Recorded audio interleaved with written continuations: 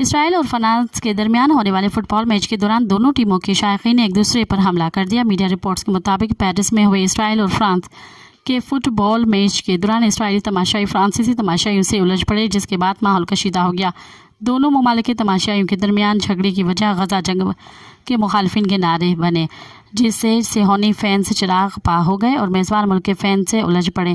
Match کے دوران فرانسیسی تماشائیوں نے اسرائیلی مخالف اور غزہ جنگ کے خلاف نعرے بازی کی۔ اس موقع پر سیکیورٹی کے حالات پر قابو پانے کی کوشش کی گئی، تاہم وہ ناکام رہے۔ اس سے قبل جرمن فٹ بال کلب کے شائقین نے ایتلیٹکو میڈرڈ کے خلاف میچ سے قبل چیمپئنز لیگ میں فلسطین کی آزادی سے متعلق بیریئرز آویزاں کیے تھے، جس پر اسرائیل نے شدید رد عمل دیا تھا۔ مزید خبرن ऐं तफ़सीलात लाइ विज़िट कयो असांजी वेबसाइट www.awamiNewsHD.com ऐं ॾिसंदा रहो अवामी न्यूज़ HD।